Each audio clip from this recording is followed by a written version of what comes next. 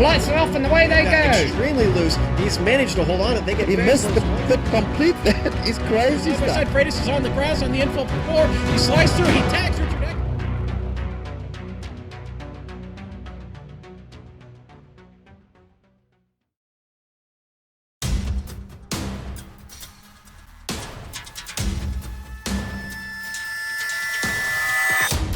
What does LionHeart mean?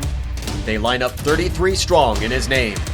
The drivers will compete on the most grueling road and oval tracks iRacing has to offer. And they all strive for one goal, to become champion. We'll witness which driver can push their car to the limit and find victory lane. You're watching the premier American Open Wheel Series on iRacing.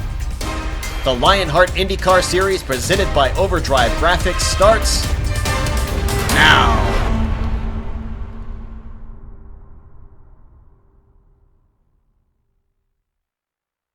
Good evening, sim racing fans from the Commonwealth of Virginia in Henrico County this evening, live on a global sim racing channel from the virtual Richmond International Raceway for round 5 of a Season 3 championship for the LionHeart IndyCar Series, presented by Overdrive Graphics, the premier online American Open Wheel Championship on iRacing.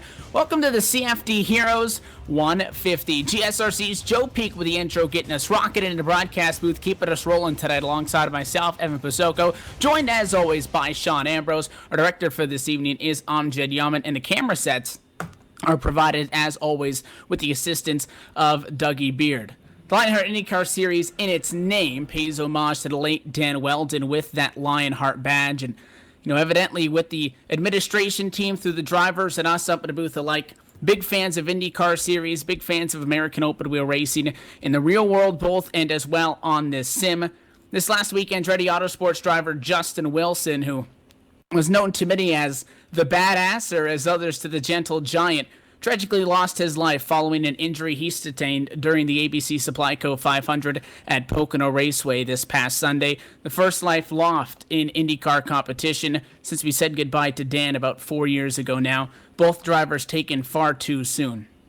Tonight on the race cars and everybody's mind, although in reality we are but one small group of race fans, we honor Justin's life and keep his family and the IndyCar community in our thoughts in this difficult time. The LionHeart IndyCar Series do plan on doing a special memorial race for both Justin and Dan later on in 2015. But again, our thoughts and prayers are with everybody in the racing community tonight. We are one large family, and Sean, never more evident than in these difficult times like this.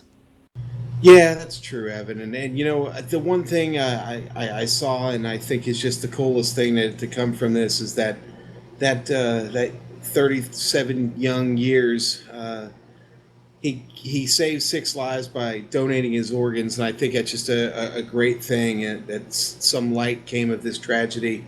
But I remember one thing I heard at the racetrack as a kid when I used to go and spend time there, and by the grace of God and 700 horsepower, they travel. And yeah, that's a tough one, but again, racing will move on, and hopefully we'll learn from it, and everybody will be for the better, Evan.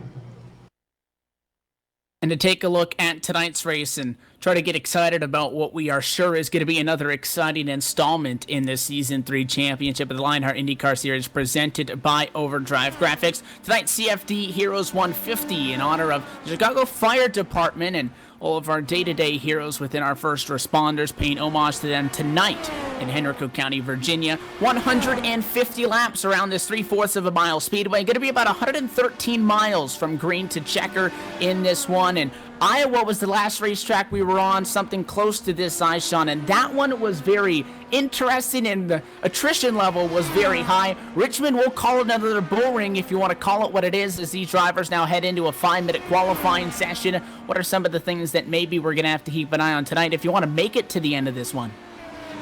Well, I'll tell you what, you talked about Iowa.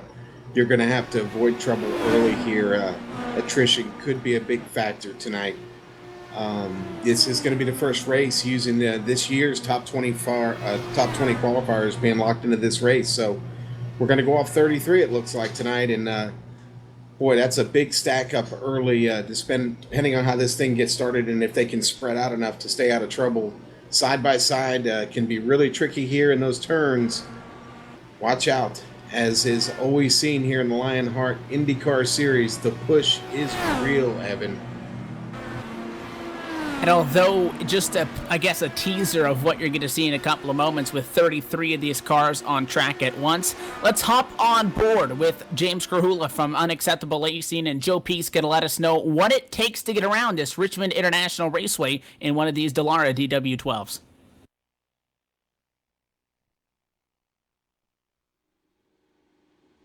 All right, we've got James Krahula in the GSRC DW12, so let's do some laps around Richmond. Exiting the pits for qualifying, you'll take it right up to the wall, but during a race you want to make sure and re-enter the track on the backstretch. Through 3 and 4, stay up high to carry your momentum for your first quali lap, which is a bit of a throwaway. You'll see James ride this middle lane around all the corners on this first flying lap, because all he's doing is carrying and building speed and not really worrying about lap time. In the race, cars will actually start to drift up towards this if green flag runs start to get long. Once again, you see James staying high as we come up to the second lap, but watch on the front stretch as he starts to bring it down low. With the downforce on these cars, it means the shortest line will be the fastest one. Hug the inside line as much as you can, but be very careful not to dip onto the apron. At least you won't want to do that until you exit turn 4 here to finish your qualifying lap. In the race, you'll want to run the normal racing line of staying high, then ducking low. Expect the cars to be able to do around 55 laps if it stays green. Now let's take a look at your pit entry. If you're pitting under green, you actually want to head to the apron at the end of the backstretch. It's a bit of a thread the needle situation if you're hitting it at speed. Chuck it down through the gears, get it to 40 miles an hour by the cones, and coast in for your stop. And there you have some laps around Richmond.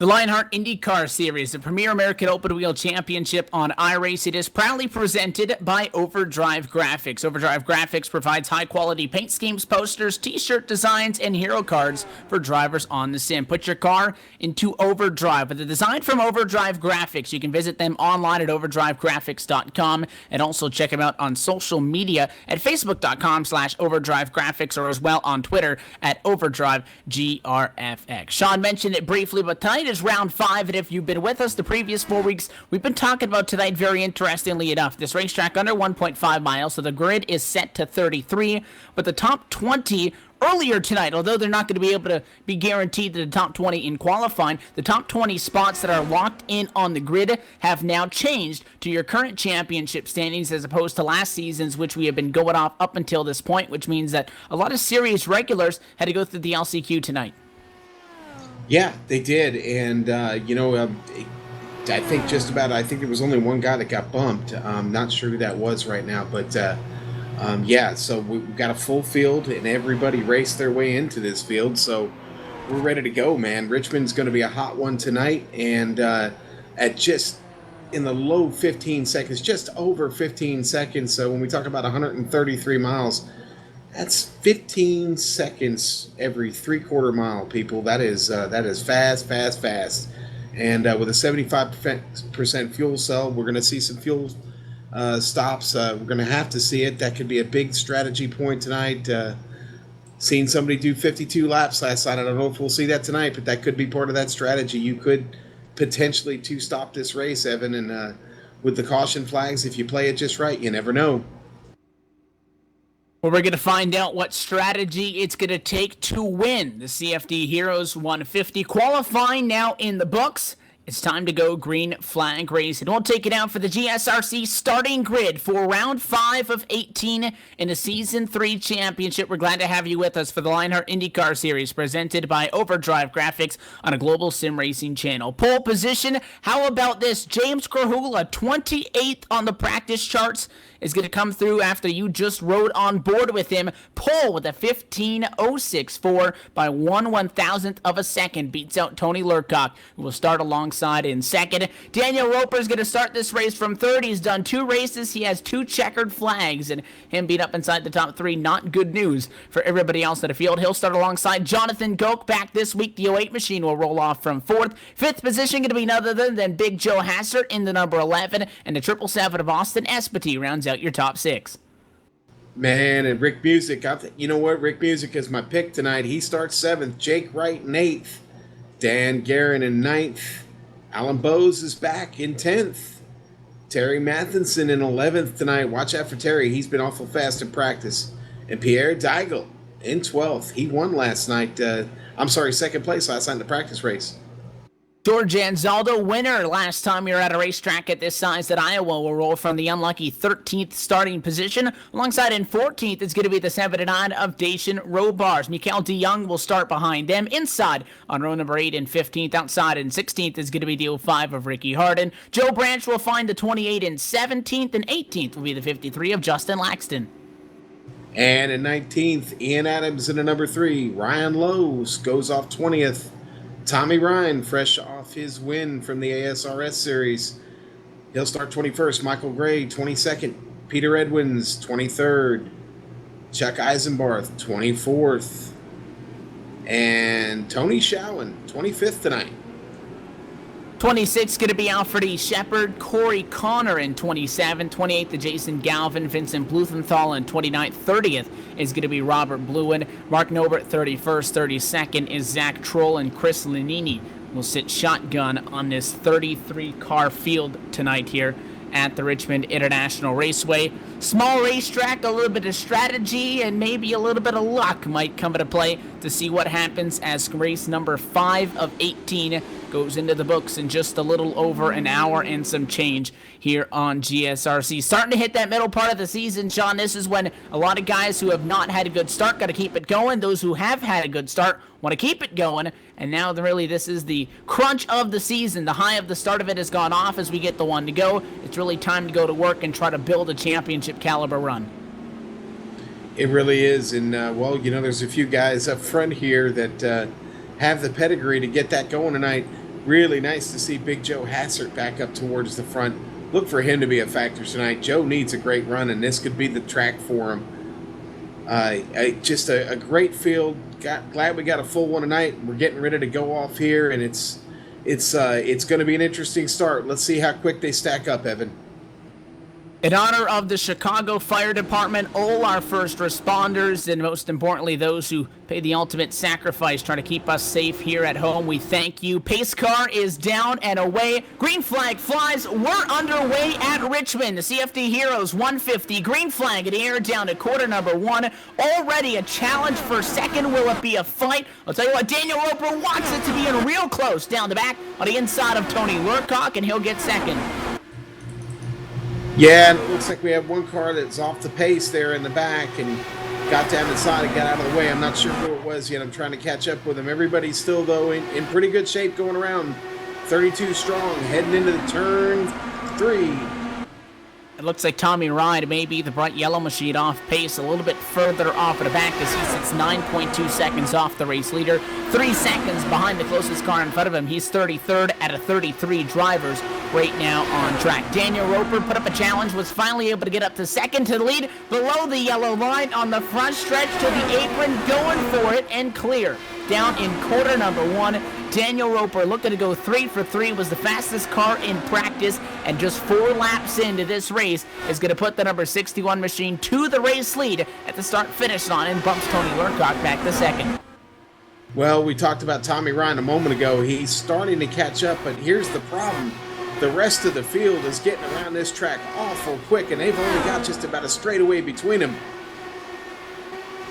Things aren't going too well for the driver that started on pole position. James Grahula right now fighting for his life in 7th spot. The 777 of Austin Espity in 8th. Going to go to the bottom of the racetrack. That driver going to be able to get clear. 21. Look at the move by Alan Bowes. He'll get 2 birds in 1 corner down to the inside of the racetrack. The Cheez-It entry bumps up to 8th as he passed both Espity and Grahula. At a quarter 4, trouble right in front of him. Yeah, that's Jonathan Goke slow on the apron. Spinning up in front now. Trouble out of 4. Contact. Goke's in it. Joe Hassert's off pace as well. And a big mess on the front straightaway. All started down in 3 and 4. Just with a little bit of smoke, and it looks like it was Joe Hassert, the first driver to get slowed up. One car was in the wall down the back. That's what you were talking about, Sean. That was Tony Lurcock. Lurcock gets into the fence, and that's what initiates kind of the contact that gets both Jonathan Goke and Big Joe Hassard involved in this. They made contact, and with that damage, Hassard's car just would not go through the corner. Spins it out right there. You'll see he gets sideways at a 4, and then as these other guys try to come through and get around him, he collects multiple other drivers, and big chaos at a quarter 4 on lap 7. Gonna bring out the first caution flag. And Big Joe just had nowhere to go, man. That was so unfortunate. No way he could hold onto the car. He wall slapped it. It shot right back across the track. Other cars involved in that. I saw Dan Guerin's machine get caught up in that. Heavy damage. Maybe that was Ian Adams. I'll have to go back and look. But tough break. Now that was Dan Guerin. Car all tore up in the wall. So tough break here on the opening laps of this race. They had a really nice run going there. That's a shame.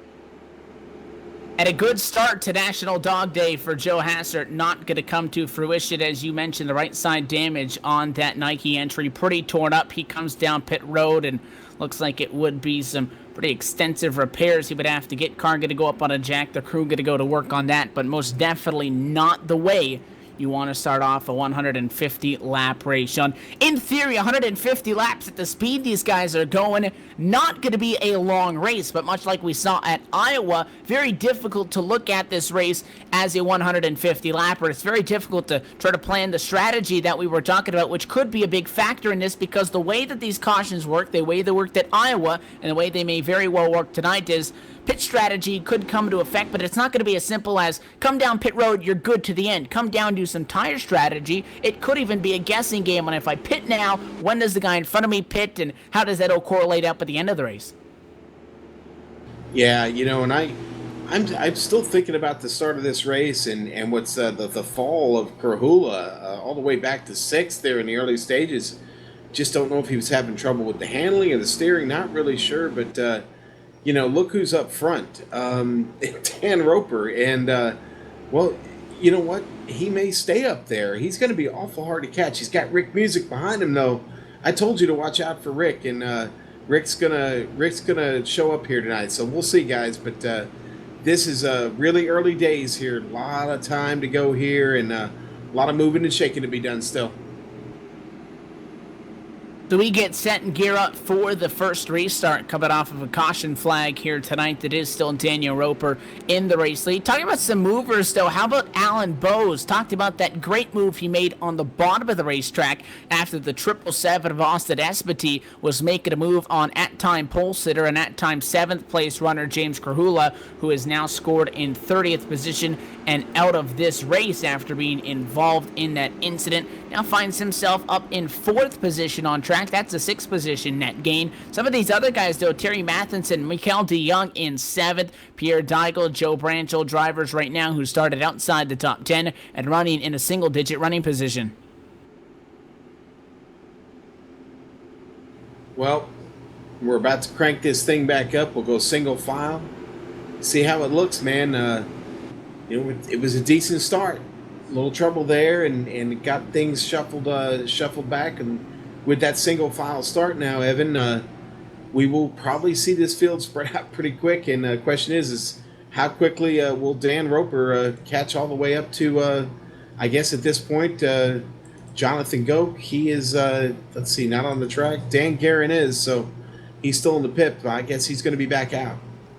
Essentially, it's like Bristol. Leader's going to be catching lap traffic very quickly. Pace car down to the way. Green flag flies. Daniel Roper on the accelerator. We're back underway. And we go back down to quarter number 1. A great start for your race leader over 2nd position, where Rick Music was at the restart in this race. He's got the first big line behind him. How about Jake Wright to the inside? That is going to be side by side for 2nd. Not much of a challenge, as Jake Wright's going to slot up and take that bridesmaid spot on the racetrack right now. He'll bring Alan Bowes through with him. But talking about Jake Wright right now, driver that's been sitting at the top of the power rankings for the longest time, and he's showing why.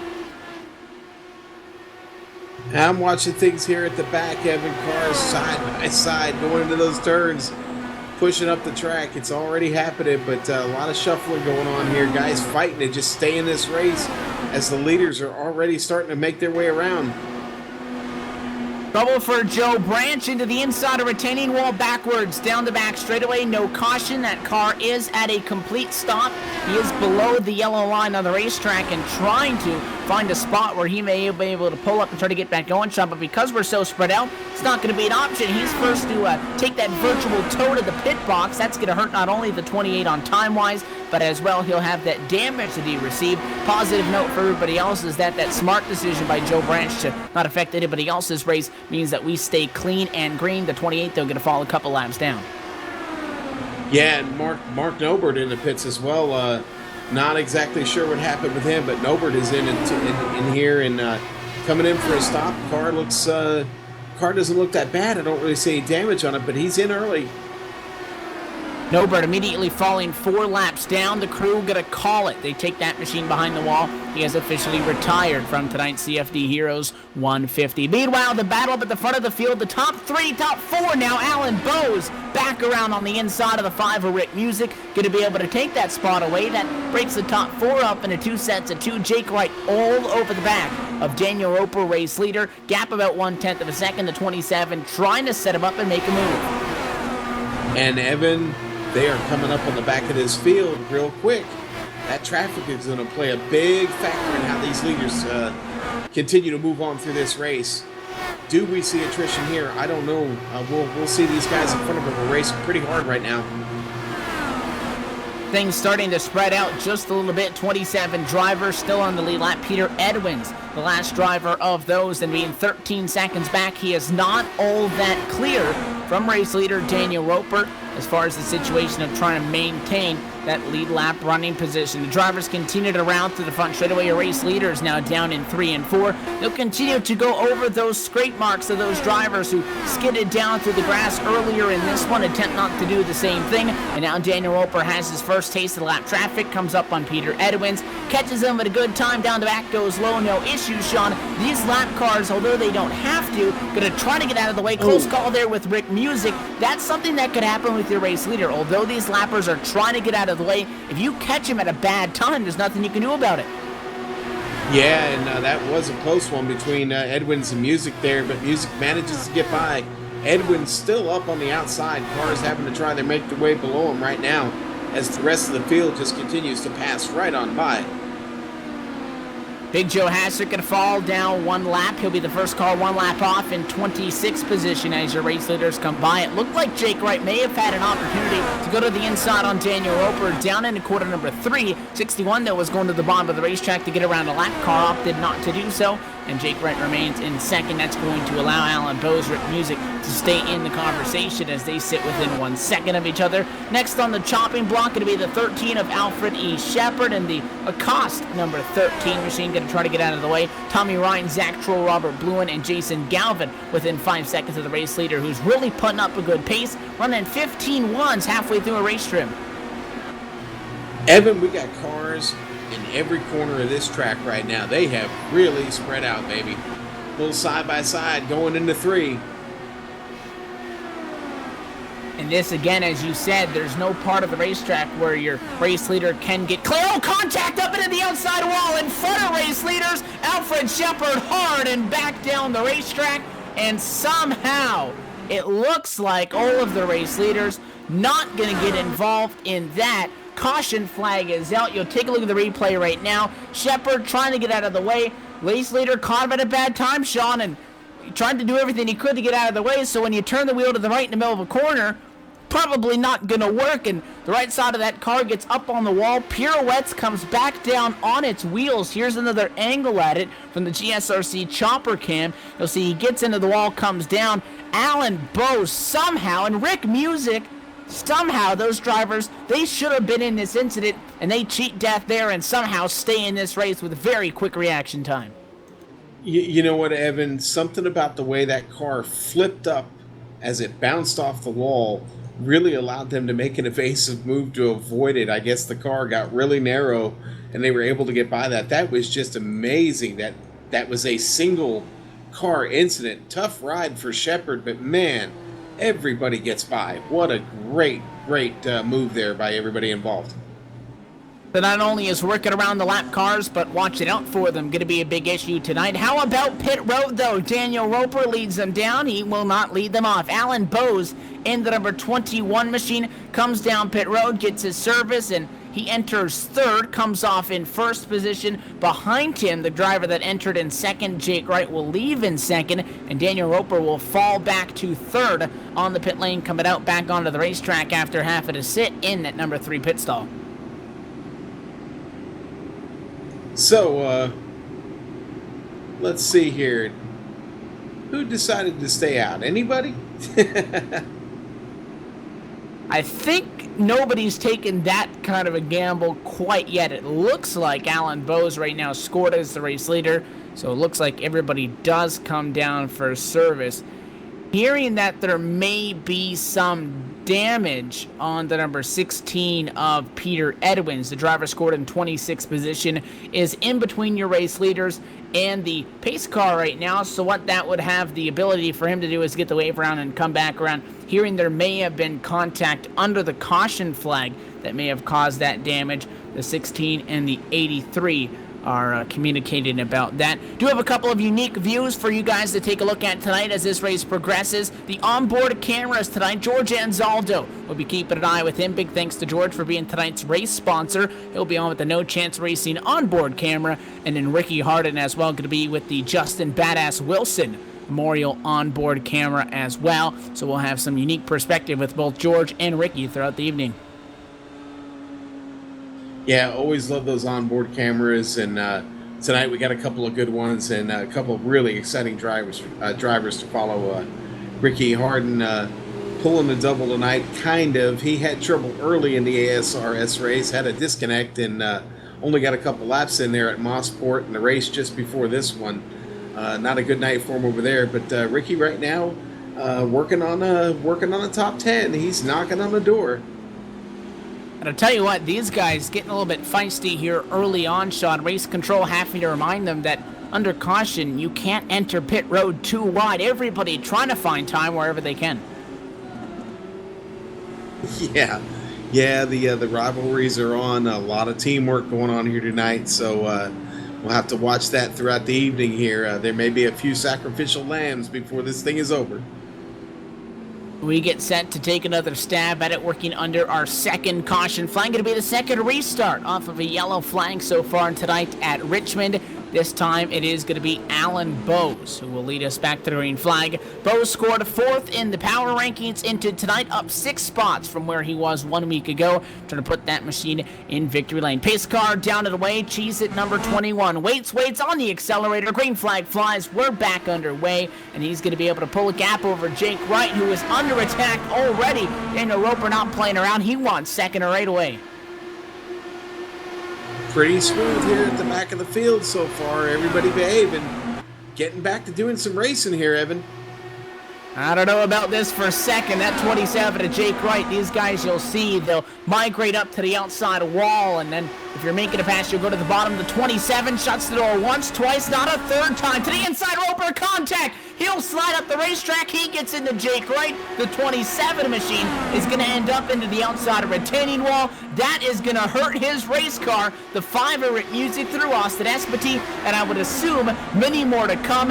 Jake Wright had blocked the inside twice on Daniel Roper. Roper finally threw it to the inside, and we talked about how these race cars can get very, very tight without much notice here at Richmond. Pushes up the 27, gets in the fence. That could have been a lot worse, but that is a batter now, number 27 machine, trying to hold off company behind him. How about 3 wide with the 9 machine? Jake's still driving hard and doing with a bad car right now.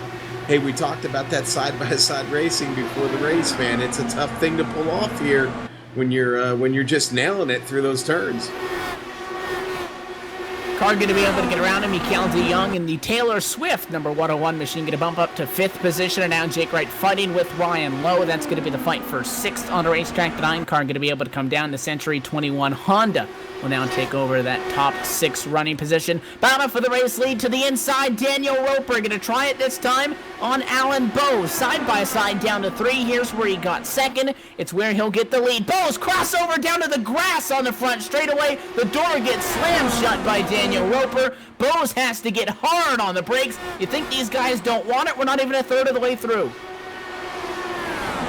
Man, I'll tell you what, this battle back here for 10th, 11th, 12th right now, really heating up. George Ansaldo right in the middle of this sandwich here between Corey Connor and Pierre Daigle. Really racing close, and right now, too wide as they head across the backstretch there into 3 and out of 4, man. Too wide and doing it at incredible speeds of 168 miles an hour right now. That's the No Chance Racing on board you watched with. Now the external view, and you can see how crazy it is behind that number 6 Ford EcoBoost powered machine. A whole lot going on. You got Corey Connor, Ian Adams, Ricky Harden, and company all in the midst of all of that. Meanwhile, up front, Alan Bose, we saw him go to the inside of the racetrack. Race Control has issued a formal warning for that move to the 21 machine for going below the yellow line to make a pass. Again, remember earlier on, Daniel Roper went below the yellow line to get to the race lead. So far, nothing directed at the 61. Over the 21 machine has received a warning from Race Control for attempting to pass down on the apron of the racetrack. We'll have to see how that affects how aggressive the 21 can be as this night goes on. The 11 of Joe Hassert going to again get lapped on the outside, got back to the lead lap under the yellow flag. He'll become the first car 1 lap down, and looks like Bo's starting to struggle with the handling. Rick Music going to try to close in on him, but that battle back around George Ansaldo looks like it's starting to thin out. Hey, you know what? When you're racing hard like that here at Richmond and you're working the bottom of the track like that, it doesn't take long for those tires to go away. Now, I realize that last caution flag wasn't that long ago, but still, it really doesn't take much to burn them up. At some point, you're going to have to get up the track a little bit and cool those things off if you want to get control of your race car. You can see the speed that these drivers are going at the top 2. Not a whole lot going on there. You take a look there. Still about just 1.5, 2 car lengths off each other, but Bose hasn't been able to make a move, or at least try to make a move in the last couple of laps at least. He's kind of stuck in second, maybe trying to fight the own tightness of his race car, especially when he's behind that 61 of Daniel Roper. Sure, that 61's punching a big hole in the air, but it's taking a downforce off the front of that race car, and it's not sticking into the corner here at Richmond. Can very easily push up just like that. Contact. Ricky Harden contact. Ian Adams as well as slow down the back straightaway. And that's where that contact was. Harding got up into Adams, and it looks like Harding gets away relatively scot-free for all things considered. Ian Adams could have been a lot worse. Now the 3 cars spinning in the middle of the corner. Caution flag is out, and that's going to be big contact after the yellow flag comes out. Adams stationary in the middle of the corner, and he gets plowed into. After the caution flag came out, a side-by-side fight came in behind him, and you would have thought, Sean, that car obviously spins out because he got into the wall, and evidently the damage came from that. We saw the same thing happen earlier with Joe Hassert. Car gets damaged, it looks fine, but it just does not turn. You take a look at the replay right now. Ian Adams goes around, and then while he's stationary in the middle of the racetrack, sits there for about 5 seconds. And how about this? It's the car on the inside, Rick Music, top 3 running position machine, gets into him, plows into the side. Rick Music's car looks like he may be done for the night. He comes back up the racetrack, takes out Mikael de Jong, and Alan Bose may also have gotten a piece of that one. And Jake Wright just missed that, man. I mean, he just by fractions, and Ian just sitting there, and the reaction time so slim here with the speeds we're talking about. Crazy and unfortunate thing to happen right there. Leaders back down pit road, led by, again, Daniel Roper. Last time at a pit lane, he lost 2 spots. This time, try to maintain that running position. Car going to get service back out, and he is gone. And he will be the first car out of pit road to be able to get back out there, get his service, and get back on. Mark Nobert, Peter Edwins, Vincent Bluthenthal, Jake Wright, Joe Hassert, drivers that have stayed out on the racetrack right now, sitting as lap machines. They do have to wait till this time around for the pit lane to open for them. It looks like that at least Joe Hassert going to be coming back down pit road again. That 71 machine torn up earlier in this race has been able to get that machine fixed, but now no longer has that mulligan in the back pocket to get that machine fixed yet again. Struggling to keep pace, comes down, gets tires, gets topped off as he sits at the back of the lead lap and may even fall 1 lap down depending on where he runs in the order. But good news for Daniel Roper is that cycle went a lot better than the last one did because he'll still be P1 for the next restart. Yes, he will. And we talked about it earlier. You know, he's the type of guy, once he gets up front, he's awful hard to catch. Although there was some pretty good racing going on right there between him and Bose. Man, every time I see Alan's car, I just get hungry. Love those Cheez-Its. Jake Wright back up to 4th now, so we'll see what Jake can do, and hopefully he's got that car back together. And James Krahula still in the mix. Our pole sitter. Gotta watch out for him. I'm sorry, I said Krahula. I meant Terry Matheson. I'm looking at the wrong car, but yeah, Matheson up now in the top 5. Coming all the way from 11th. Ryan Lowe right up there with him. Ryan started in 20th. He's found his way up to 4th now.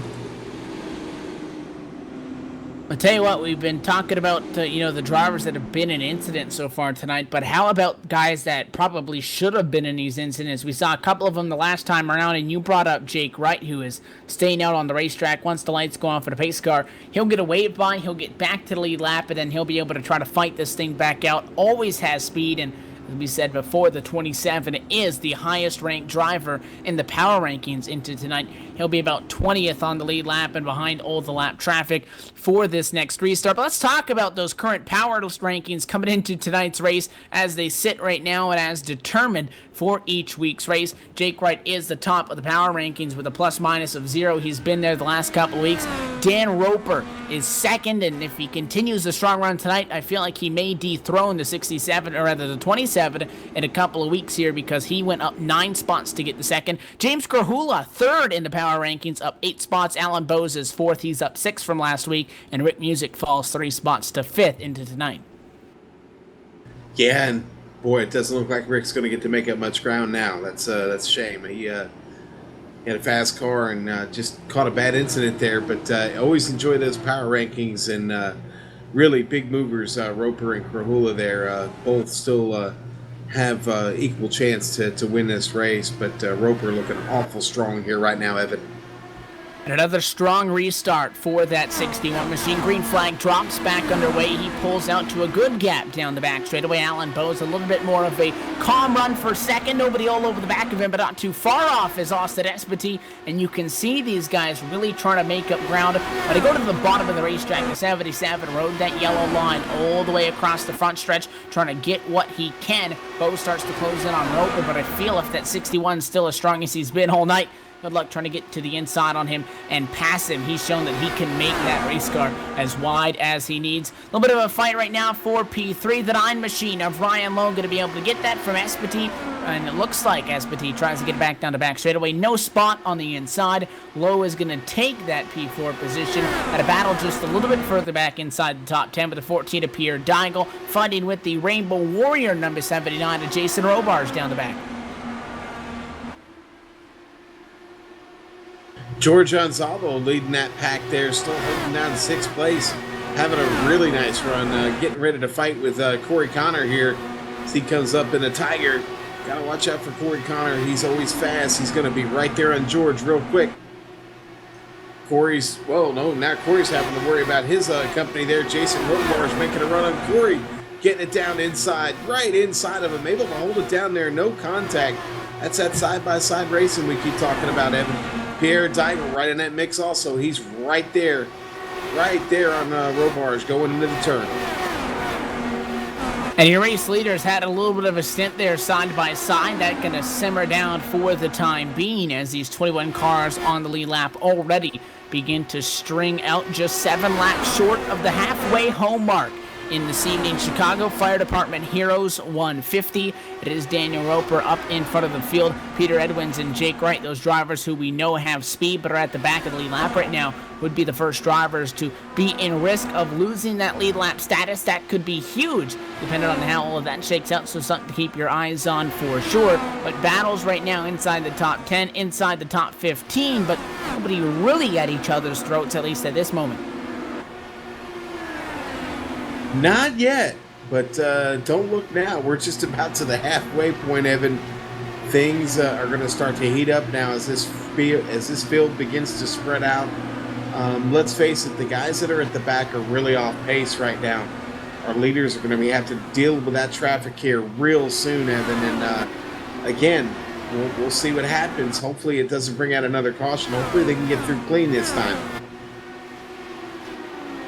And this is when it gets exciting, to say the least, because anything can break out at any moment. And especially, you were talking about closing rate for guys avoiding incidents, just trying to watch out for these lead lappers at the speed differential you see with Daniel Roper, who goes to the bottom, and all those lap cars stacking up on the outside of the racetrack. That really slows down Peter Edwins and Joe Hasser, and it allows a little bit of a gap to be gained by Daniel Roper. But here's that 27. Look at this 27 machine going to go down a lap as Jake Wright on the outside of the racetrack falls to your race leader. That's a fast car, and the leader just made him look like a lap machine.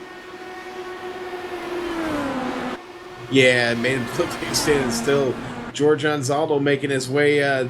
Peter Edwins here, slower car. Joe Hassert just behind him. A lot of traffic getting by right now. They're doing it clean. Nice job there, guys.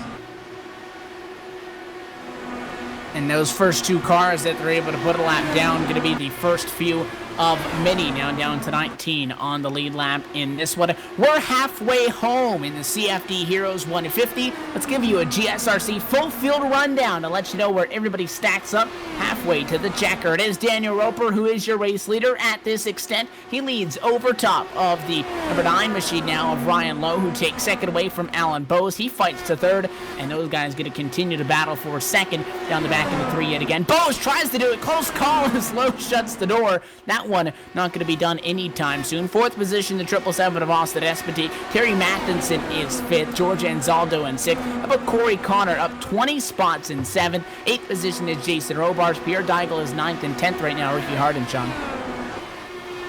Yeah, in 11th, Michael Gray. 12th, Chuck Eisenbarth.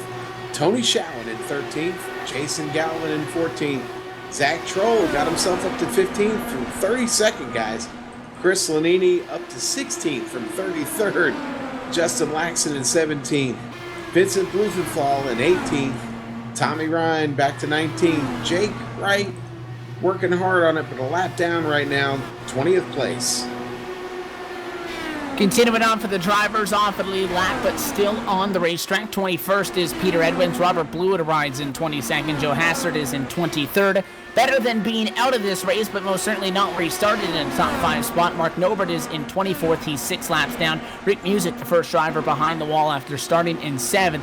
Looks like he'll be in 25th for the rest of the night. He's behind the wall. Mikael DeYoung out of this race. So is Ian Adams in 27th. 28th, Alfred E. Shepard still on pit lane, not officially retired, but for all intended purposes done for the night. Rounding out your top 29 behind him, you got Joe Branson, James Carhula through 30th.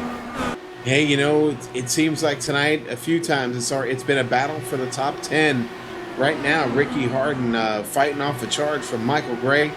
Contact the 9. Ryan Lowe, he's in the fence from second spot. This big trouble inside the top 5. Lowe caught the wall after fighting with Alan Bose. We had just come back to that battle, and you'll see the replay now. Now more trouble on a racetrack.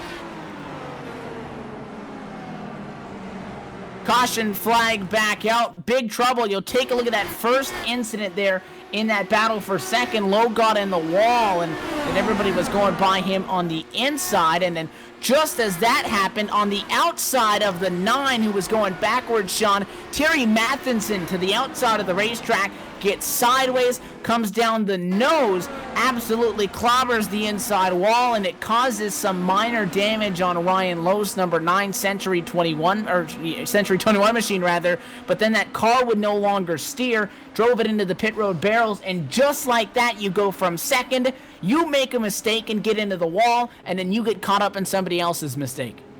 And Lowe was keeping it down. The car was out of the racing line right there.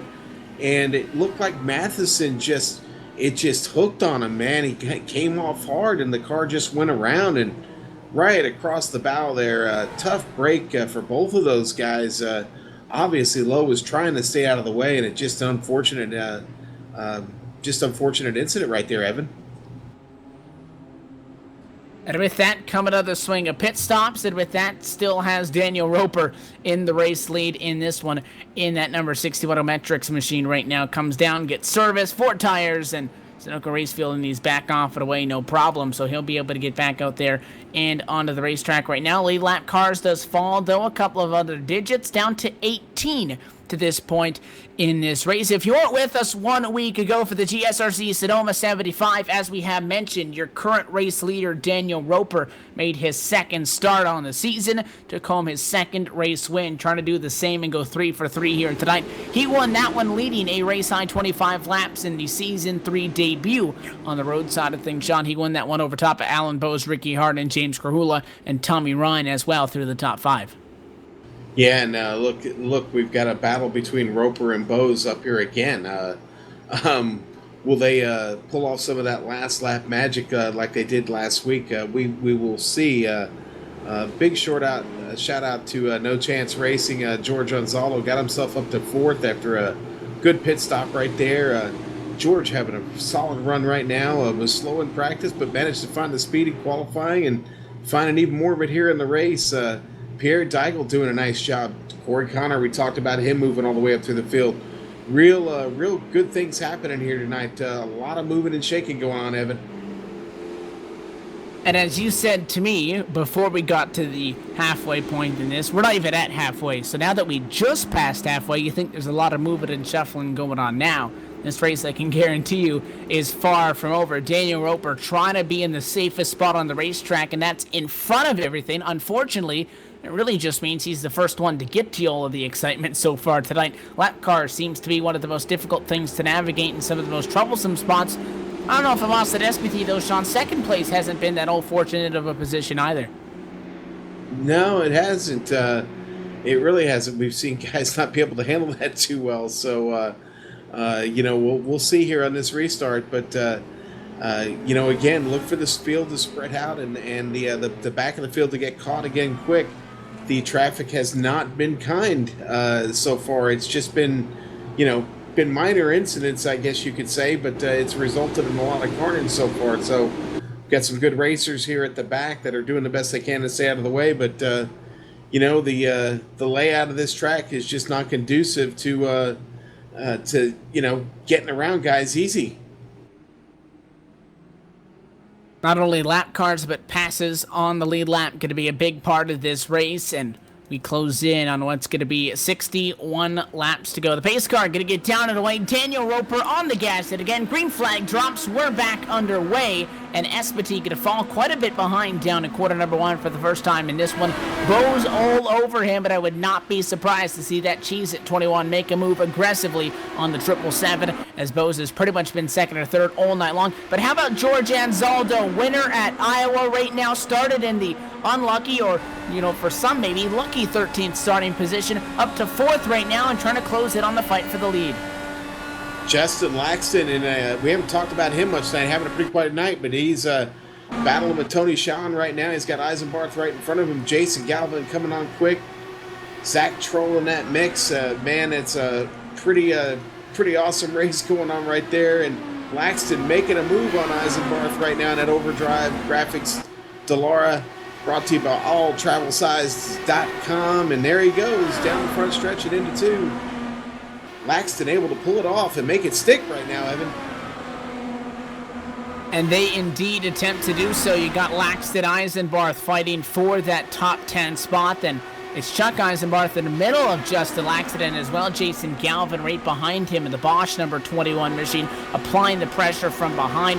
That's one of the tricky things about these bullring type of racetracks, Sean. I think Daniel Roper and Alan Bowes have a good consensus, because the 21 has not really made a bunch of aggressive stabs at the 61 so far tonight. I think they're good with running first and second until the latter stages of this race.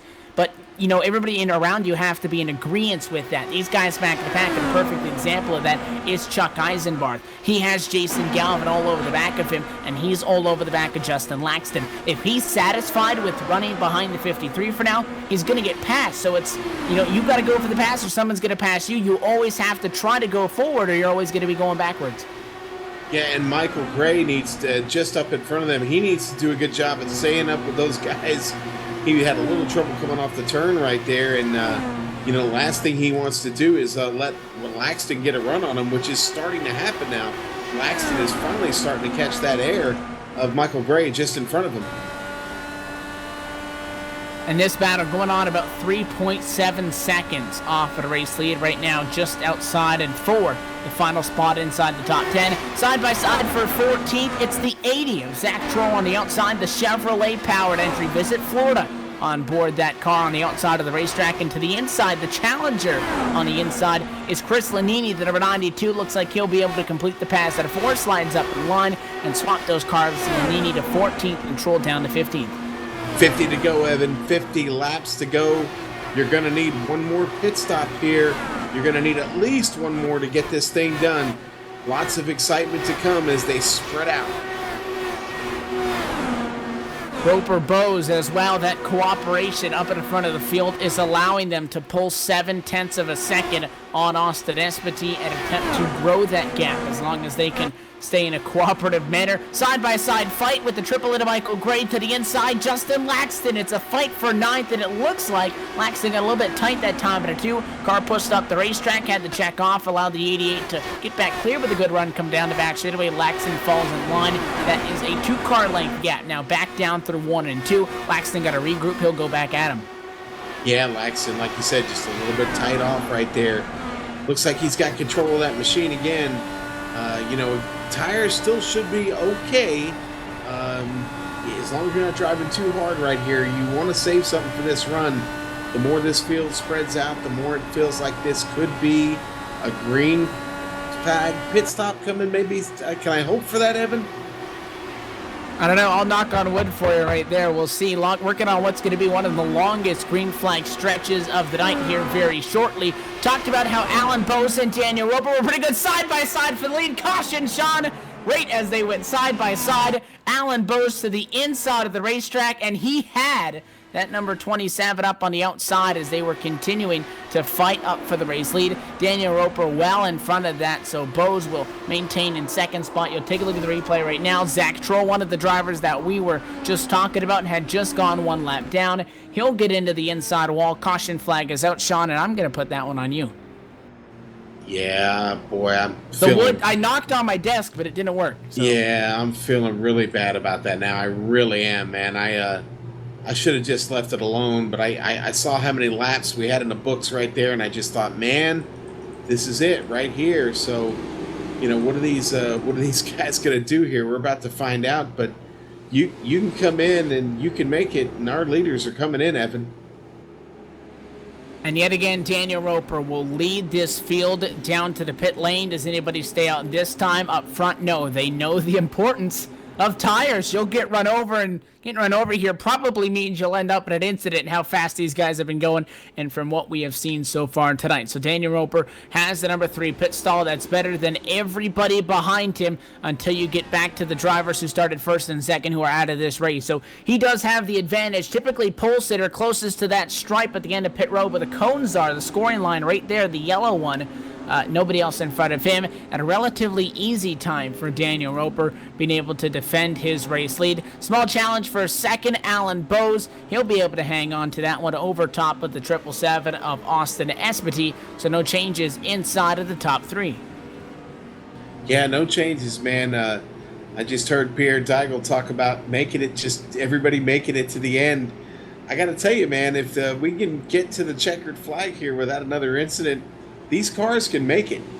They can do a 40-lap run. Like I said earlier, I saw somebody do 52 laps. His name shall remain nameless for strategy's sake. But anyway, that's not going to be a factor at this point. But you can make it to the end, Evan. This is going to be exciting.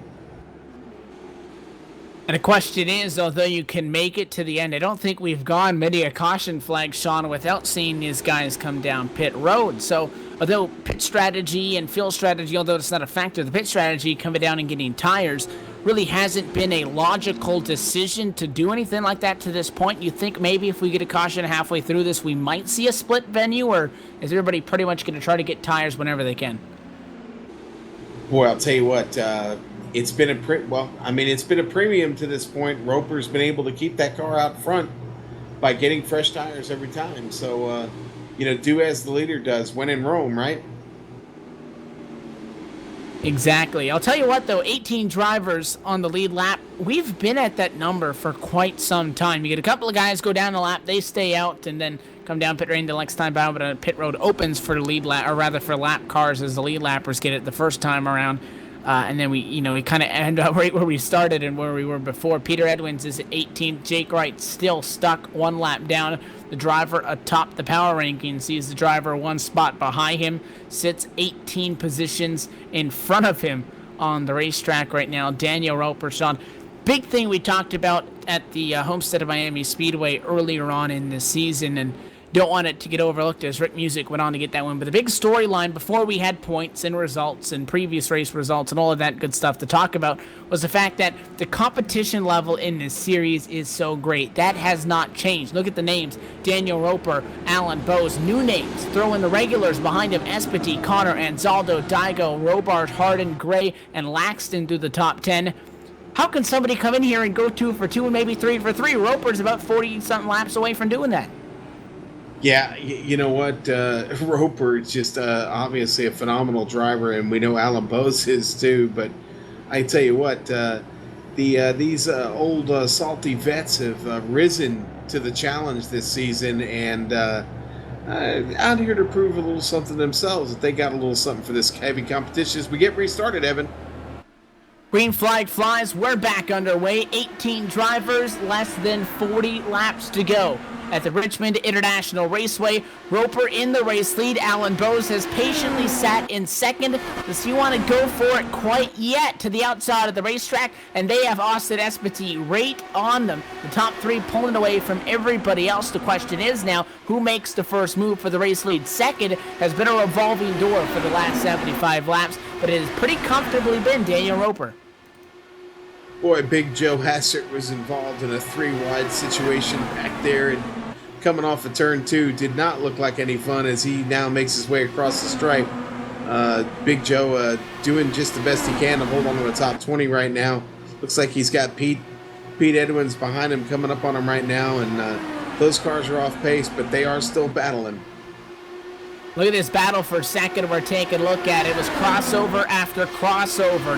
Right now in third is Alan Bowes. Espity has got the spot. The 777 knows his game plan now because Austin made that move on Alan Bowes and then rode the outside of the racetrack down the front. Well, that wasn't a good idea. Now the 21 headroom down low. Blocked it on the front stretch, not on the back straightaway now. The 21 get to go back to the inside of the racetrack, and now he will run that defensive line all the way down against the yellow line of the racetrack. Again, we heard from earlier, Alan Bowes already got a warning from race control for passing or attempting to pass below that yellow line on the front straightaway. So if you can keep those left side tires as close to that line as possible, although you're not going to be the fastest way around, it's going to be the best defensive way. Issue for Bowes is, though, Sean, as he worries about Austin Espity, he allows Daniel Roper to get 8/10 out in front of him. Man, Tommy Ryan's on the charge. He just picked up 2 positions, getting himself around Blumenthal and Michael Gray, and got his way up now to 14th place as he comes across the stripe. Again, Tommy Ryan just out of nowhere, all of a sudden starting to pick up the pace just a bit here, guys.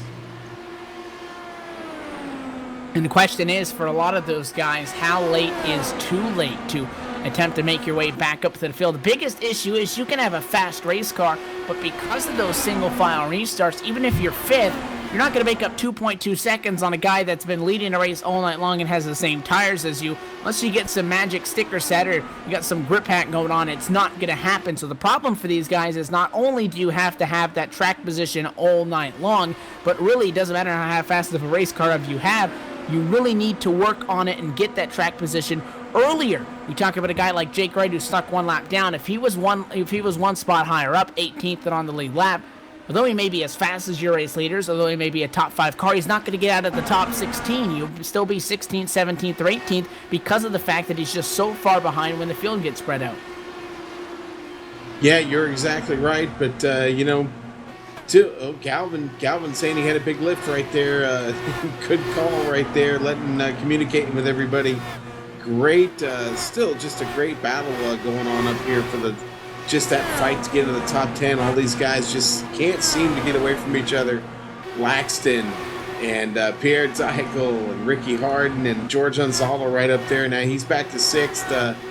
Jason Robarch was able to get around him, and so was Corey Connor, but George still having a great run. He's getting ready to have to deal with this traffic right behind him, though. He's got a hornet's nest there, and Ricky Harden and Pierre Daigle and Justin Laxton there, Evan. You take a look on board with Ricky Harden there in the 05 machine, taking a look. And behind him, real close to the outside of retaining wall as he continues to push that race car on board with the Justin Wilson Memorial onboard camera there. Behind him is Pierre Deigel in 8th. In front of him, George Anzaldo in 6th position. All of this relatively calm, all things considered, as they sit about 3.5 seconds back for the race lead. And that battle between Alan Bowes and Austin Espity, I said, is this the time, or rather I posed the question, is this the time that Alan Bowes tries to do something with Daniel Roper? The answer, we really didn't get a chance to answer it, because Bowes and Espity have been going back at each other, second and third as a revolving door for the last 50 laps. Once they went side by side, crossed each other over a couple of times, it was all fun and games to watch, but Alan Bowes, he's not going to make up 9/10 of a second unless Daniel Roper really gets slowed up by lap traffic. That 61 really enjoyed watching that fight in the rearview mirror. Man, I'm going back to Justin Laxton again, man. He just made a heck of a move on Pierre Deigel to get around him and get up to 8th place.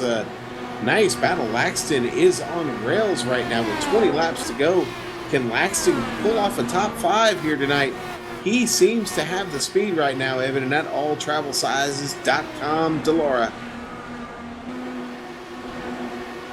And now this race inside of 20 laps to go. You have to mention the caution inside the final 5 laps would end this race under a caution flying condition. The checker in the yellow would fly for the virtual flag stand at the same time. Alan Bowes makes small headway, brings the gap down to 0.8 of a second, but still would really need to rely on a misfortunate timing for Daniel Roper with some lap traffic, not getting taken out, but just really needs to get checked up and have to lift. Otherwise, that 0.8 of a second as it goes back up to 9 looks pretty distant between the top 2 drivers on a racetrack right now. A little bit of a fight going on, I'd say, for 4th. You got Corey Connor, Jason Robarge. Those drivers just 2/10 separated in the battle for 4th and 5th. Behind them, a couple of cars stacked up. Still Ricky Harden, Justin Laxton, Pierre Deigel to the inside on the racetrack. Now Laxton going to take advantage of a slow corner exit. And now again at a 4, looks like Ricky Harden, Sean, that race car slowly starting to get tighter and tighter, and he's really struggling to keep her down. Tommy Ryan split in the middle and makes contact. Tommy Ryan's around.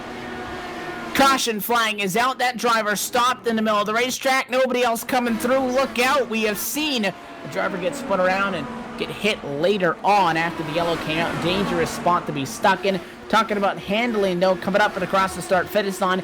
3 wide is what he tried to do, and looks like he tried to come back down and just was not clear at that point in time. Gets turned into the outside wall after he comes down over the nose of Tony Schoen, an innocent driver there who was having a marvelous run, Sean, quietly sitting in 12th position.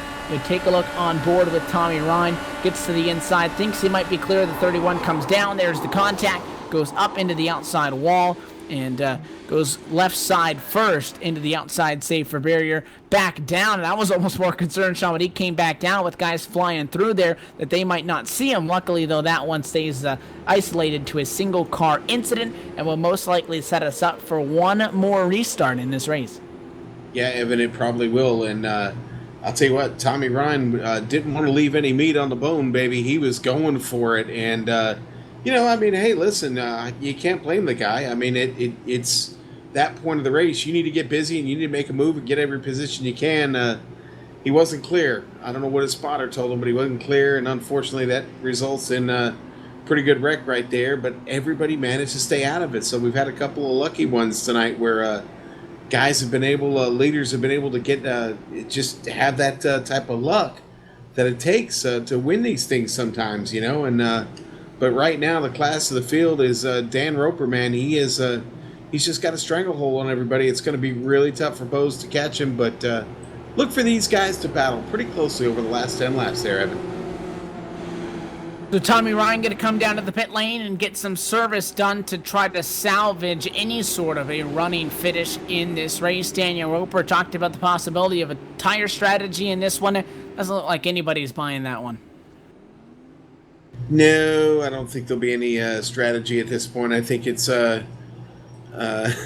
with what you brought on the track after that last yellow, baby. It's time to go and time to go win a race here. Several guys up here that have a shot at this, but can they get around Roper? Can it be done? For that matter, can they get around Alan Bowes? Is the Cheez-It machine Is it his night? Is it his time? We'll see. We're going to find out. Daniel Roper looking for his third checkered flag already on the season for Alan Bowes, Austin Espity, Jason Robarge, Corey Connor, and Justin Laxton, Ricky Harden, Pierre Dial, Jason Galvin.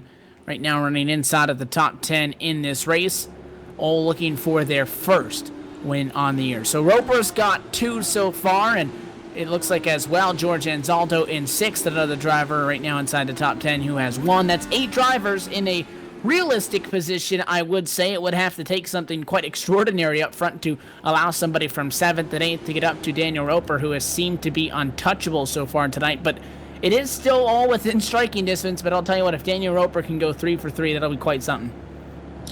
5th race of the season? Really? Yeah, that'd be pretty impressive. We haven't Imagine seen if anybody we started yet. all 5. Yeah, exactly. Yeah, well, I mean, we haven't seen the likes of that since Jesse Vincent. So, and I hear Jesse will be back here at some point. So, Dan Roper, though, really, again, just showing the way tonight. And Alan Bowes might have something up his sleeve. It was a great finish between those two last week, and I'm expecting kind of the same, Evan. 2 races, Daniel Roper is 3rd in the championship, ahead of 15 drivers who have had twice the amount of races to accumulate points. Going for another pace car down and away. Green flag flies. We're back underway at Richmond. 10 laps to go in the CFD Heroes 150. It's a great start for your race leader. It really is. He's back out front where he has been most comfortable, and right now it's his race to lose, Evan. Contact. Justin Laxton gets a little bit of contact there. He's able to keep the car under control. I'm trying to see who that was he got involved with there. Justin was battling with Ricky Harden, and Ricky caught just a little piece of that wing in the rear. Slowed Justin down just a little bit, pushed Ricky Harden up to 8th place, Evan. 7th place, I'm sorry. Ricky was up on the outside, and it looked like Justin got tight. The 05 cut that corner down to the bottom and may have made the slightest of contact with the left rear, as you were talking about with Justin Laxton's machine. Laxton going to be able to maintain P8. Doesn't look like that car is hindered at all if there was indeed contact in that one. So Alan Bowes sits seconds. 2 laps until we get to the point where this one is going to be an official event regardless of what happens. Roper to the inside of the racetrack. He'll hug that yellow line. Doesn't even matter if he's got to run a defensive line because Bowes just can't get to him. No, he can't. But, man, I'm telling you, this battle back here right now, Laxton working on Anzaldo, and the battle's still on between him and Ricky Harden. Ricky Harden has no give up in him right now, Evan. Starting to lose a little bit of ground. He's going to have to get busy. Laxton's starting to pull away. He's working on Anzaldo. Will he make a move on his co-admin here and a couple of buddies there? I wonder what's going to happen here in these last couple of laps between those two.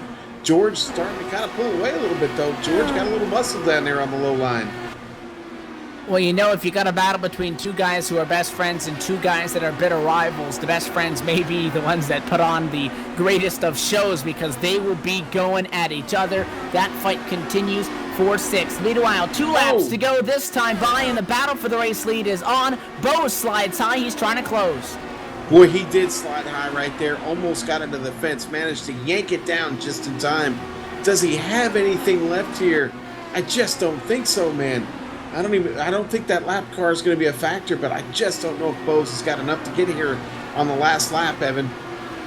It may have been his one shot at him, and he falls 3/10 back. Lap traffic in front of Daniel Roper. Not going to be a race deciding factor. Checkered flag and 3-4-3. How about that? Daniel Roper is going to win yet again. This time, the CFD Heroes 150. Talked about how he's done 2 starts and he's higher in the points than 16 drivers who have had 4 races to accumulate the same amount of points. Only going to add on to that statistic. 3 starts and 3 trips to victory lane. He'll hold on by 0.3 of a second over Alan Bowes, who, yet again, comes home just a little bit short and still in search of his first LionHeart IndyCar Series presented by Overdrive Graphics race win. Roper going to burn it down, and I feel like the weekly debriefs for the 61 team are starting to happen in victory lane.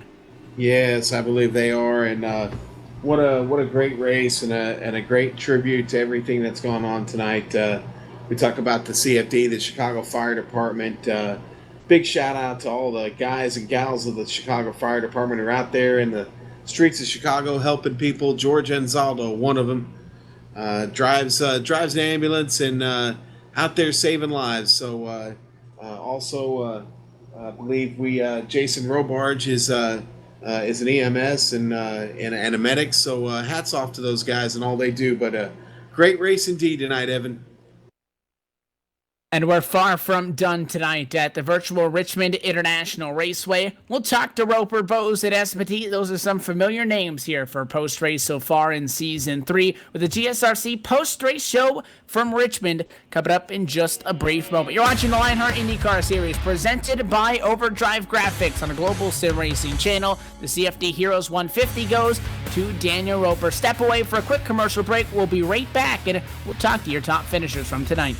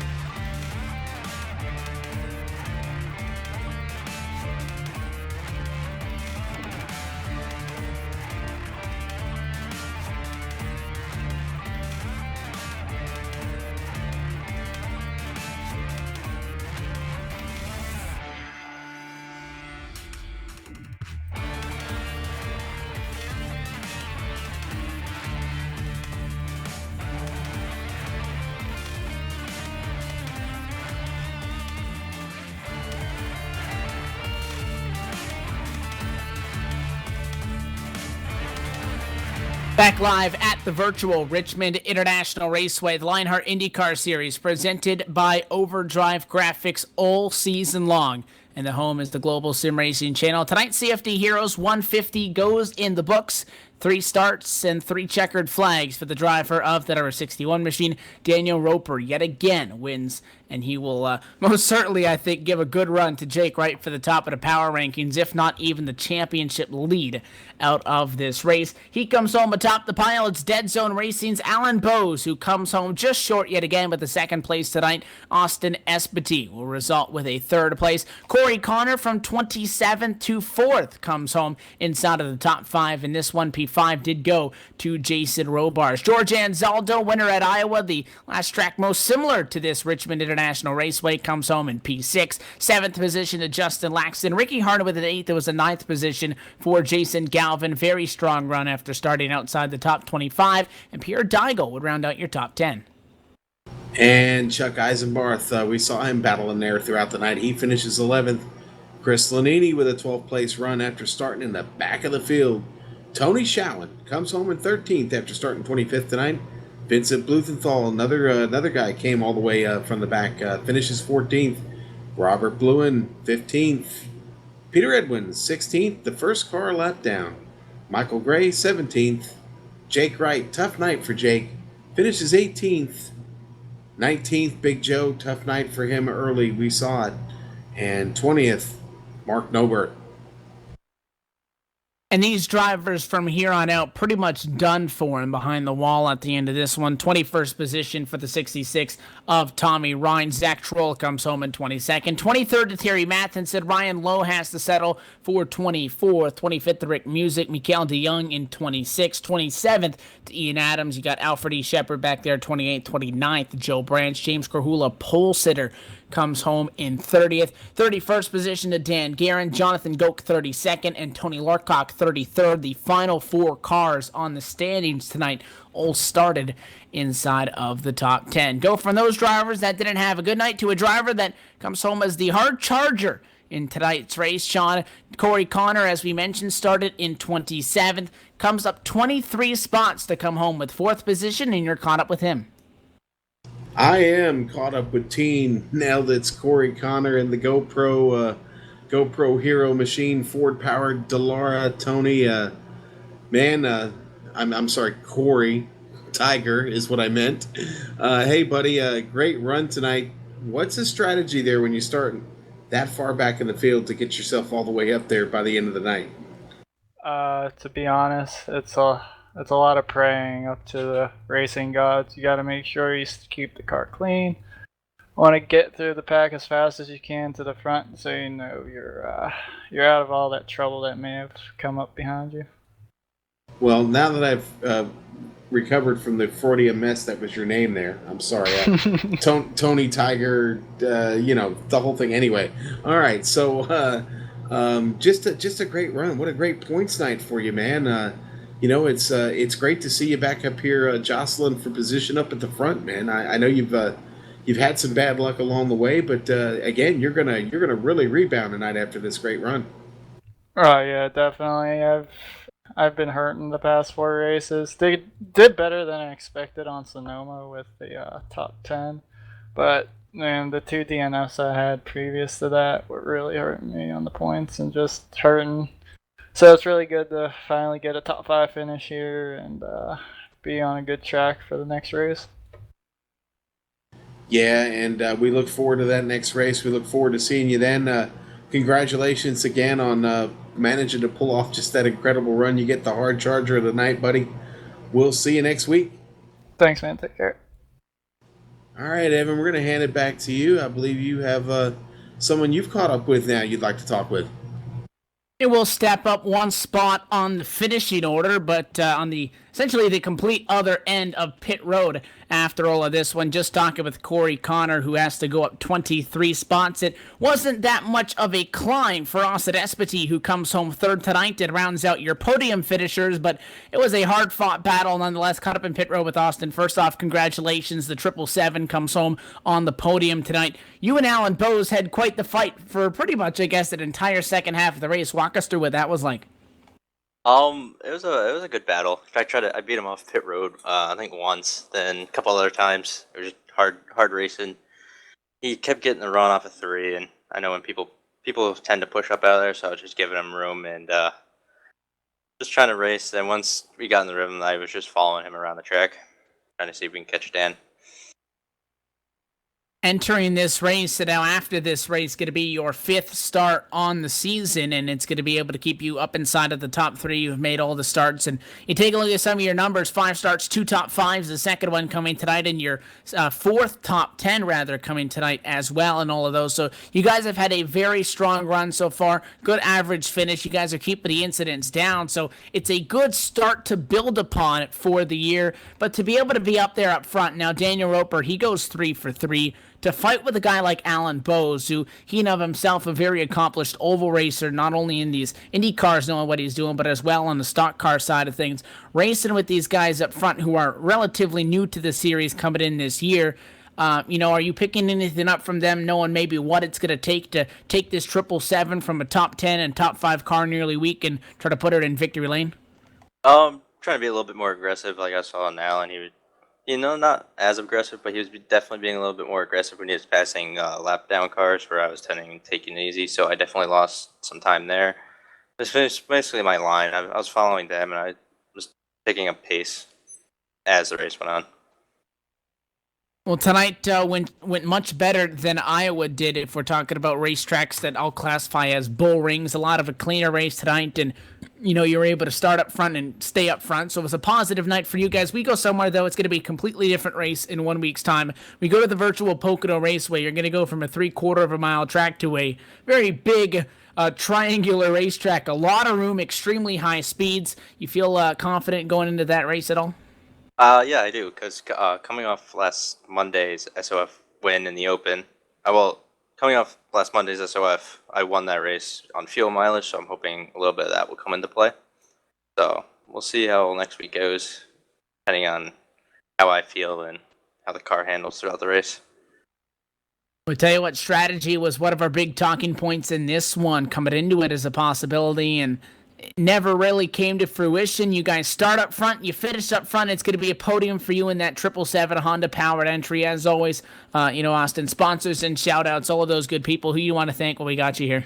Justin Laxton, he's been there, giving me some motivation as it goes on, and just like to say happy National Dog Day to everybody. I know Joe is a little excited early on today, so we'll see if that excitement carries on later tonight. And definitely. Well, again, congratulations. Podium finish for you. 2nd top 5 and 4th top 10. Austin, good luck. We'll see you in the Poconos. Thank you.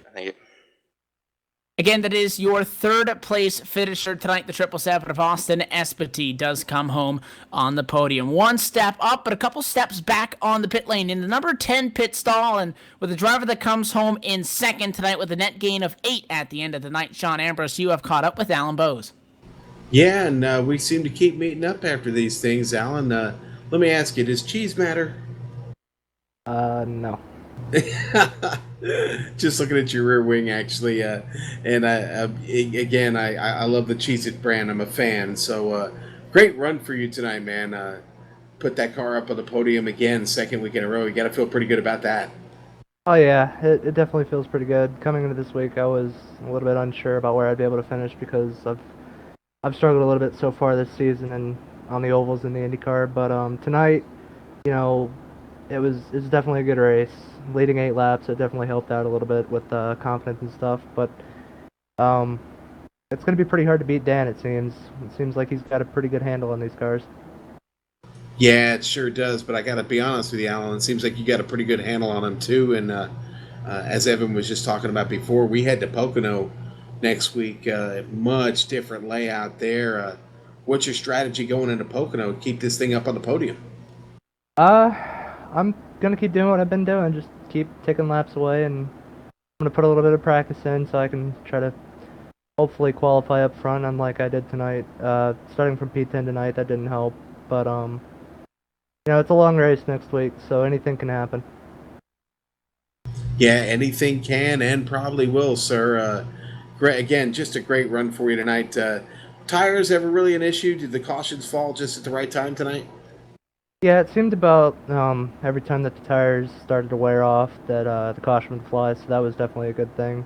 Um, it didn't seem like it was going to be that bad with aero push, but after about 30 laps in a run, it just really started wearing away the right front tire, and that wasn't any fun being behind somebody when that started to happen, because you'd have to change your line completely not to hit the wall off the corner. Well, you managed. We saw you get it up there pretty close a couple of times, but you still managed to keep it off. Great job tonight, Alan. We look forward to seeing you next week at Alan, sir. Who makes it happen for the 21 machine? Dead Zone Racing, gotta thank them. We've been really trying to step some stuff up as far as the NASCAR Peak Antifreeze series is going, and it doesn't seem like any of our luck is going the way that we need it to go. But I got to thank the league, LionHeart Racing Series. It's a great league. It couldn't ask for anything better. I've probably never participated in a league that's this good, but got to thank all my teammates. Ryan Lowe, Dan Roper is an associated teammate with us, but everything it just seems to be going the right way right now. Well, again, congratulations to you. We'll see you next week at Pocono. Travel safe, my friend. Hope we get to chat again. Yep. Thank you. Well, Evan, that wraps it up there with second place. I believe you've caught up with our race winner. Yeah, absolutely. You had your debrief with the 21. Now to have our weekly debrief with the driver of the 61. He goes 3 for 3 tonight. Daniel Roper, your winner at the virtual Richmond International Raceway, winning tonight Chicago Fire Department Heroes 150. And in a somewhat of a dominating fashion, pretty much for the last half of the race, 2/3 of the race, did not look back at all. But Daniel, throwing a stat at you right here. You got 3 starts and you've accumulated 160 points. Alan Bowes, the next highest driver in the points, has 5 starts. He's got 147. So with 2 less races than everybody, you're currently leading the championship standings. And a big thing that we talked about, and I guess we were talking about you and we discussed this earlier in the year, is that all this new competition coming into this LionHeart IndyCar Series is going to make this Season 3 title ever so competitive. We thought that the regulars and the newcomers would really be going at it. You guys are starting to put to it, to some of these seasoned veterans, but how can you come into a series of this competition level? And I asked you the same thing. How do you go 2 for 2? How do you go 3 for 3? Man, I don't really know. Certainly didn't expect to be winning this race tonight. Just able to qualify good again, and got out front early, and just kept the track position the whole race. And I don't know, just it's really awesome the season we've had so far. It's great working with Alan to keep getting these 1-2s. So I'm really looking forward to it. The good thing, I guess, for your case is that there's no chase, so he's not. I guess he can't convince you to let him win one of them to get qualified for the chase before you can start winning again. Going straight through 18 races, drop weeks included, that really not on the forefront, at least at this point. But, you look at some of your statistics here so far. Evidently, you got 3 top 5s, 3 top 10s because you've won every single race that you've started. But your incidents per race is the lowest out of anybody in the series. Only 1 incident in 3 races. And tonight, a big part of this race was leaders getting in some pretty hairy situations with lap cars. How do you manage to keep that 61 out of trouble, and that evidently helps you stay up front? Yeah, the lap cars were pretty good tonight. They really didn't give me too much of a hard time. The last few races have been probably more difficult than tonight. Had a few close calls in the beginning, and when the one guy spun out, and I think that was turn 2, we had to go around him. But other than that, just kept the car out front. People pretty much moved over, and was able to drive away. Jonathan Goat could have fallen to 23rd in the points after tonight. We had a discussion earlier in this season after Goat had a very good start but wasn't able to make it to all of the races, that if we thought it would be possible for somebody to win the championship and not start every single race, and I think we said maybe they can miss one, but you probably have to be here every single week. Well, you have nearly half the starts of everybody else, 3 starts versus 5, and you're at the top of the championship standings. What is your schedule going to look like going through the rest of the season, and knowing that and knowing what you have done, if you can keep this up, is a championship a realistic possibility?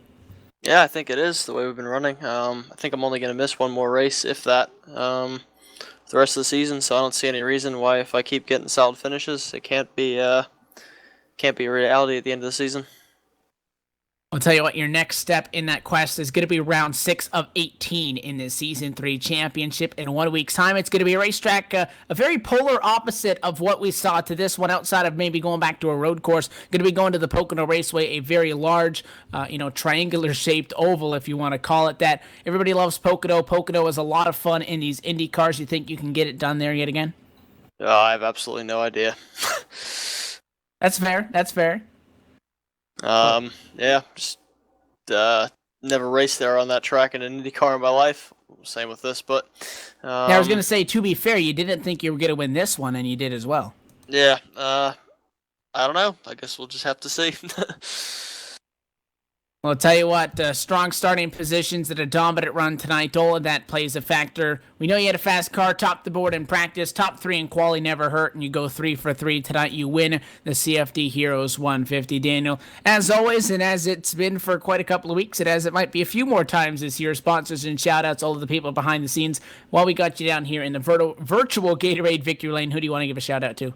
Yeah, OEM Metrics, Dead Zone Racing, Alan, Goke, Ryan Lowe, all the guys that helped me out with this program, pushed me. Alan and I have a really cool relationship that we're both we're both just as fast in this car. So in practice for qualifying, we always push each other to find those extra thousandths that we need to put on these performances every week, and that's a really cool thing to have at this level. It's the same thing we do on the stock car side. So Alan's a huge part of this, and just like to say a few words for everyone that lost their lives earlier with the that incident.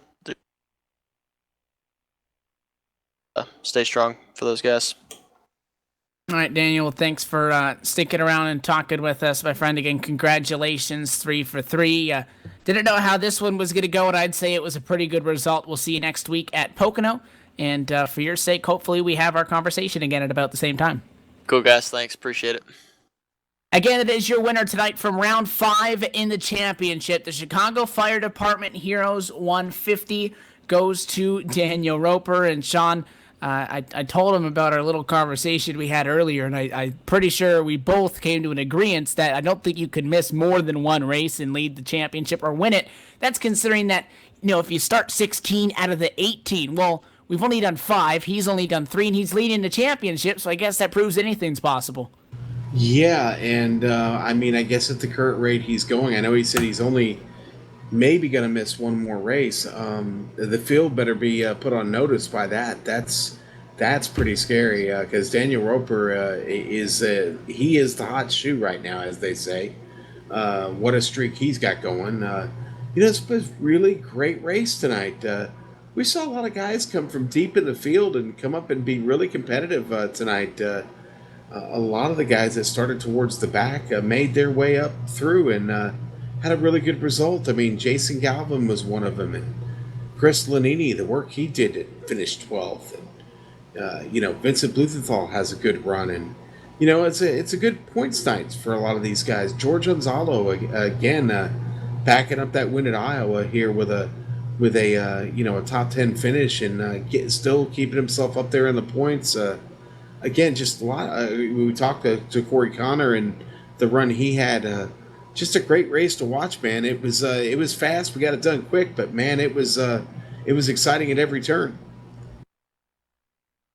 And a lot on everybody's mind, again, coming into tonight's race. We rode on board with a couple of exciting drivers. George Anzaldo with the No Chance Racing on board, but there's also, Ricky Harder with the Justin Wilson Memorial on board. Again, do want to extend our thoughts and prayers to everybody in and around the IndyCar community through this tough time. The show must go on, though, to an extent. I'll tell you what. They put on tight. Iowa was, I guess a rough race, if you want to dub it up.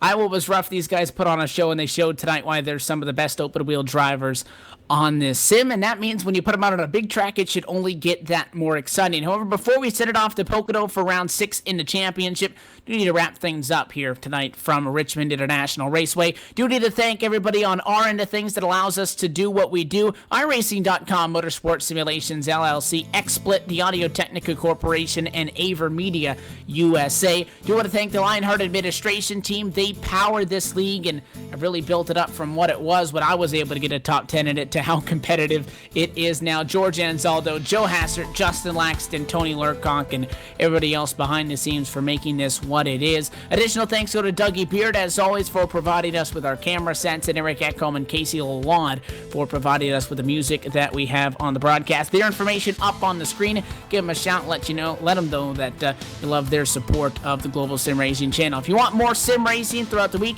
always stay up to date with GSRC and many different outlets. You can go to our website at www.globalsimracingchannel.com. We also have a Twitter. That handle is at GSR Channel, or through Facebook. Just go to facebook.com/Global Sim Racing Channel, and you'll have a whole lot more information where you can find not only the upcoming LionHeart IndyCar Series races, but so much more throughout the week, Thursday through Tuesday, outside of Wednesday nights. Sean, the next race is going to be Wednesday, September the 2nd, 10:45 p.m. Eastern Standard Time. The LionHeart IndyCar Series presented by Overdrive Graphics, Round 6 at Pocono. It's going to be the DirtyBlinds.com 300. Daniel Roper didn't think he was going to win this race, and he did. So Pocono, he doesn't have much of an idea about that one. The one thing that we can guarantee is 2 wide was quite exhilarating tonight. I would not be surprised if that number doubles or triples next week. Ooh, yeah. The expansive grounds that are Pocono Raceway there in the Pocono Mountains of Pennsylvania. That's going to be an exciting one, Evan. The DirtyBlinds.com 300 coming to you next week, September 2nd, 10:45 Eastern. Don't miss it. We won't. We'll be there, and expect to see an exciting one. Such a fast track. We'll see some pretty incredible speeds next week. We'll see the draft be really prevalent, and we'll see 3, 4, maybe even 5 wide at certain points of that track. So show up, bring your popcorn, be ready to go, Evan. Our director, Amjad Yamid, is requesting minimum 7 wide, so we'll have to see how that one works out. If you want to find out the schedule points and all that good stuff with the LionHeart IndyCar Series, their website is www.lionheartracingseries.com. All of the information on there is up. You got the power rankings and so much more. Give them a shout. And then again, do want to thank Overdrive Graphics, the presenting sponsor for the Season 3 Championship. However, until we get to the Poconos, that wraps things up from Richmond for the Chicago Fire Department Heroes 150. Round 5 of the title fight is in the books. On behalf of the Global Sim Racing Channel broadcast team tonight, alongside myself for Sean Ambrose and Amjad Yamid, my name is Evan Pasoko. Thank you so much for tuning in. A big congratulations to Daniel Roper, not only now a 3-time winner, but the championship leader through 5. Until next time, we bid you good night from the virtual Richmond International Raceway. We'll see you next time for round 6 in the championship fight next week at the Pocono Raceway for the Dirty Blinds 300. That one only on the Global Sim Racing Channel.